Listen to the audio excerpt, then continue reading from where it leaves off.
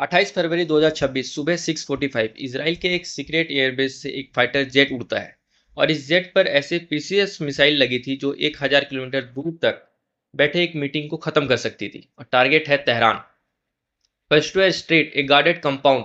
और उस बिल्डिंग के अंदर ईरान के सुप्रीम लीडर अयतुल्ला अली खamenei अपने टॉप सिविलियन और मिलिट्री लीडरशिप के साथ मीटिंग कर रहे थे। सुबह 9:50 पर बम गिरने वाले थे और अगर सब प्लान के मुताबिक होता तो ईरान की पूरी टॉप लीडरशिप एक ही बार में खत्म हो सकती थी। ये सिर्फ एक स्ट्राइक नहीं थी, ये एक मिडिल ईस्ट की हिस्ट्री को रीराइट करने की कोशिश थी। प्लान सिंपल था लेकिन एक्सक्यूशन ऑलमोस्ट इम्पॉसिबल। इसराइल और अमेरिका को सिर्फ एक चीज का इंतजार था, एलिमेंट ऑफ सरप्राइज।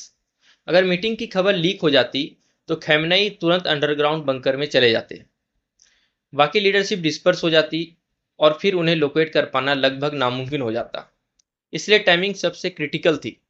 स्ट्राइक इतनी प्रिसाइज थी कि रिपोर्ट्स के मुताबिक खamenei के साथ 40 टॉप ईरानियन कमांडर्स भी मारे गए, डिफेंस मिनिस्टर, आईआरजीसी के सीनियर कमांडर्स और वो लोग जिन्हें फ्यूचर लीडरशिप के रूप में देखा जा रहा था। सबसे बड़ा सवाल, इजराइल को कैसे पता चला कि मीटिंग कब और कहां हो रही है? यहीं से शुरू होती है इसकी असली कहानी। रिपोर्ट्स के मुताबिक पिछले 10 सालों से तेहरान के ट्रैफिक कैमरास हैक किए गए थे।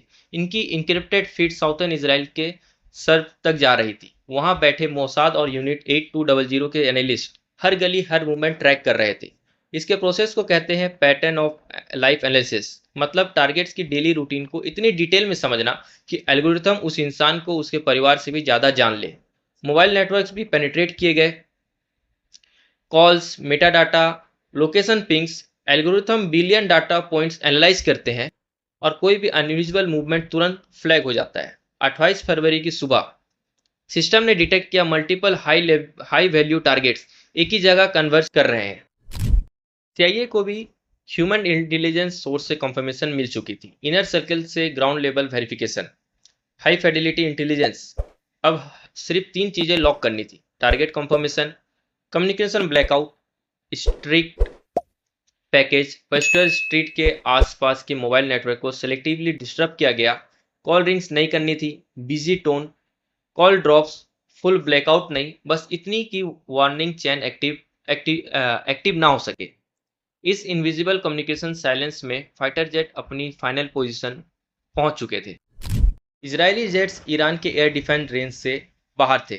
वहां से long range precision munition launch किए गए, एक के बाद एक, total 30 precision strikes. Target Pasteur street compound. शाम तक कंफर्मेशन आ गया कि प्राइमरी टारगेट न्यूट्रलाइज्ड। ये ओपन वार का ऑफिशियल बिगिनिंग था, लेकिन असल में ये लड़ाई दशकों पुरानी थी। ये पहली बार नहीं था ईरान और इसराइल के बीच शैडो वॉर 20 साल से चल रही थी। Targeted assassination, cyber attacks, sabotage. 2020 में न्यूक्लियर साइंटिस्ट मोहसेन फरकीजैद पर एआई कंट्रोल्ड वेपन से अटैक। 2010 से 2012 तक multiple nuclear scientist magnetic bomb से टारगेट किए गए। फिर आया स्टर्नेक्स्ट, एक साइबर वेपन जिसे यूएस और इसराइल ने मिलकर डिजाइन किया। इसने नेटेजेंस फैसिलिटी के सेंट्रीफ्यूगस को ओवर स्पीड कर दिया, मशीन खुद टूटने लगी, 1000 के करीब कॉन्फ़िगरेशन डिस्ट्रॉय हुए और ईरान का न्यूक्लियर प्रोग्राम सालों पीछे चला गया। ईरान को महीने तक समझ नहीं आया कि गिलिस था या कुछ क्या था, एक साइबर वेपन उतना ही अंदर तक तोड़ रहा था। ये कॉन्फ्लिक्ट 2026 में स्टार्ट नहीं हुआ। 1953 में सीआईए ने ऑपरेशन एजेक्स लॉन्च किए। ईरान के democratically elected prime minister Mohammad Mossadegh को हटाया गया। ऑयल नेशनलाइजेशन डिसीजन के बाद यूएस और यूके ने रिजीम चेंज ऑपरेशन एग्जीक्यूट किए। स्ट्रीट प्रोटेस्ट फंड हुए, प्रोपागंडा कैंपेन चलाए गए, शाह को वापस लाया गया और 26 साल तक ऑथराइजेशन रूल चला। 1979 में इस्लामिक रेवोल्यूशन हुआ और तब से कॉन्फर्मेशन का साइकिल चल रहा है। आज नैरेटिव डेमोक्रेसी का है, कल ऑयल का था। स्ट्रेटेजी हमेशा जियोपॉलिटिकल इंटरेस्ट की रही। आज का सवाल सिंपल है, क्या किसी देश के लीडर को इस तरह एलिमिनेट कर देने से लॉन्ग टर्म शांति मिलती है या फिर एक नई इनस्टेबिलिटी का दौर शुरू करता है? हिस्ट्री के पैटर्न एक बात दिखाते हैं, एसेसिनेशन से पावर वैक्यूम बनता है और पावर वैक्यूम अक्सर और कॉन्फ्लिक्ट पैदा करते हैं। मिडिल ईस्ट एक नए चैप्टर में एंटर कर चुका है और दुनिया देख रही है। आज के एपिसोड में बस इतना ही।